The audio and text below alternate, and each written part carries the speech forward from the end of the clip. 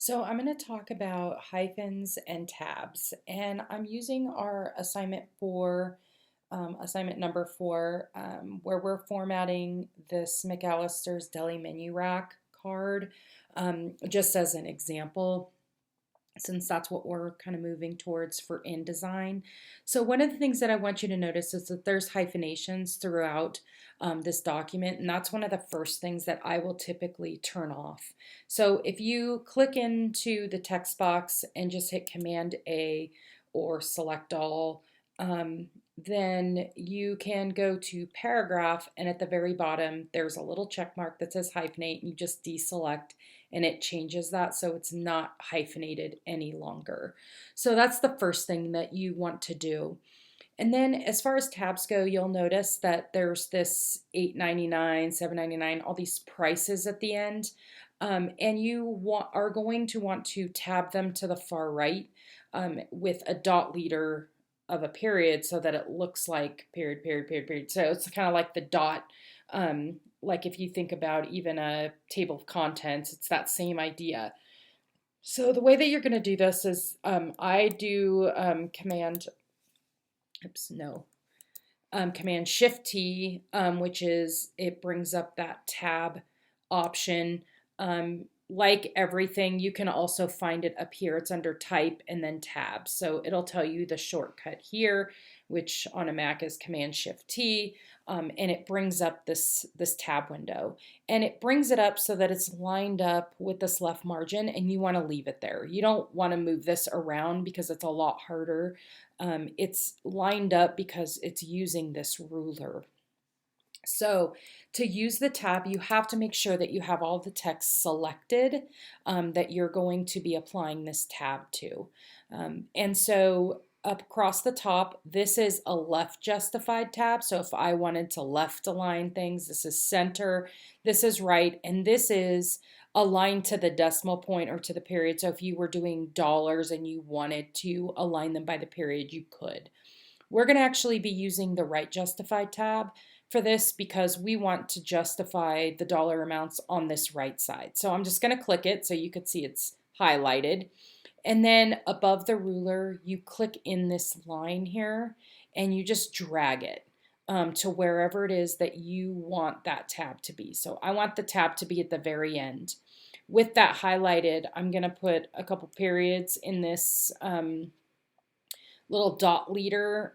This is the leader thing. So if I wanted it to be a line, I would do an underscore. If I want it to be the dots, then I'm going to just put some dots in there and I'm going to hit return.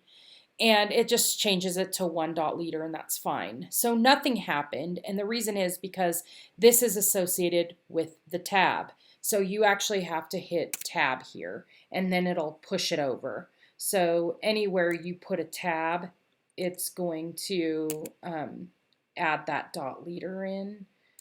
So I'm just going to go through and add the dot leader.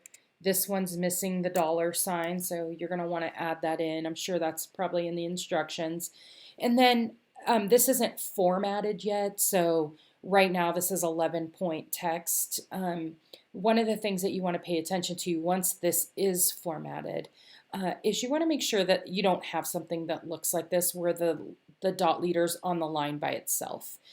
You definitely would want this to have some text that's down here, so something that's kind of like this. Delete that so that it's on that same line. You could also potentially take that and put the dollar up by the title. Oops. By the title of that menu item. So this is for the jalapeno turkey crunch.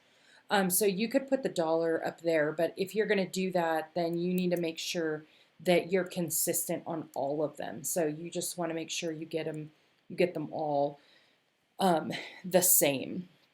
So that's how you do the tabs with the period. And you can come in and change these. I don't want to make this too complex, but I could change this dot leader to an underscore, and then you could see it puts a line in there. So that's the difference. And on the menu, we just want to we just want to have the dot leader.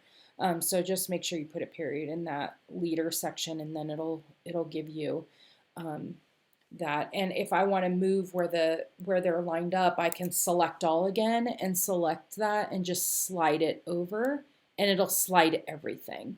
But it's really a good idea. Like, this doesn't look very good because it's inset from where the edge of the rest of the type is. So I would bring it out here, um, you know, so that it's lined up with the far right side of your text. And obviously this one's going to be an issue, but you don't need to pay too much attention to that until you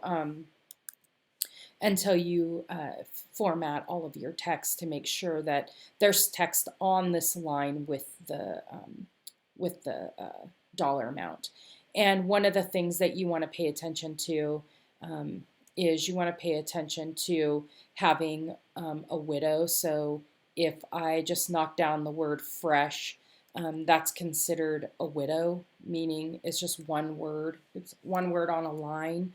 And it is distracting. So if you can avoid it, especially if it's a small word, fresh isn't too bad, but you prefer to have two words on a line. So even just knocking something down so that I'm hitting shift return to knock it down so that there's not a widow. If it's a large word, it's not that big of a deal.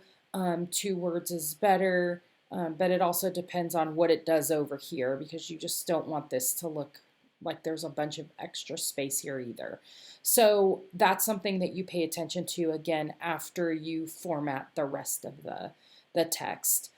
And you want to make sure, as far as hierarchy goes, that you're paying attention to the different elements here.